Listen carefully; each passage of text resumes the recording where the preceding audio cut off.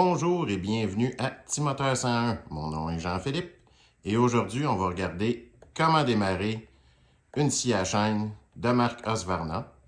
Ici, on a une 572 XP. Juste en arrière, on a une 545 Mark II. Et on va regarder la procédure de démarrage à froid ainsi que la procédure de démarrage à chaud. Très important de toujours utiliser ceci. Ceci n'est pas un primer. Pratiquement tout le monde que je connais appelle ça un primer, mais ce n'est pas un primer, c'est une purge d'air.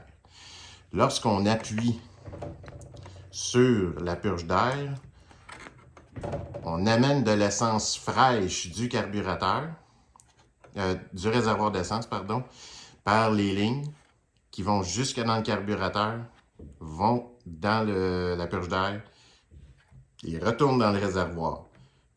Ça enlève l'air du système, ça amène de l'essence fraîche et on utilise la crinque beaucoup moins.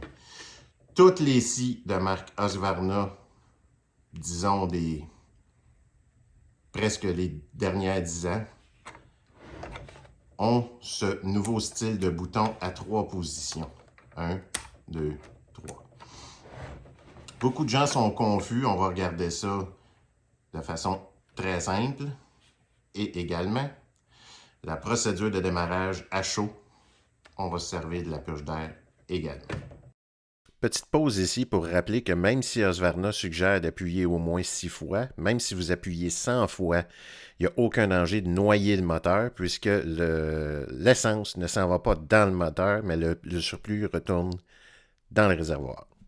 Les 3 positions du bouton sont on tire, on lève vers le haut pour être sur le choke, ensuite on redescend pour être sur le fast idle, comme si on donnait un peu d'essence, et pour arrêter, on envoie par en bas tout simplement. Donc, pour faire un démarrage à froid, on va commencer par appuyer sur la purge d'air un minimum de 6 fois. Et ensuite, on va placer l'étrangleur, le choke, vers le haut, en tirant sur le levier, comme vous allez voir. On est maintenant prêt à partir la scie. Pour une scie un peu plus grosse comme la 572, il est plus facile de la laisser au sol, mettre son pied sur la poignée pour pouvoir la partir au sol. Ensuite, on va regarder la technique entre les jambes avec la 545 Mark II. Donc, on met sur le choke, on appuie sur le décompresseur.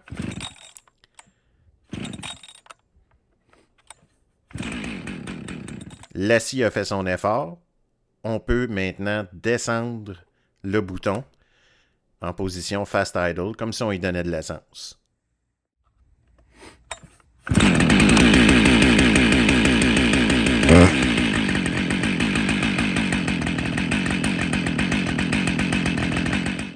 Lorsqu'on a une scie un peu plus petite, comme la 545 Mark II, on peut la barrer entre nos deux jambes.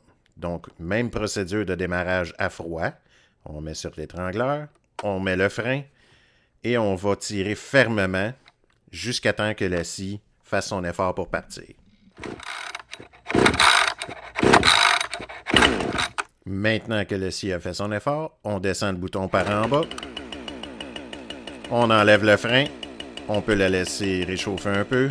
Et on va appuyer sur l'accélérateur pour enlever le fast idle.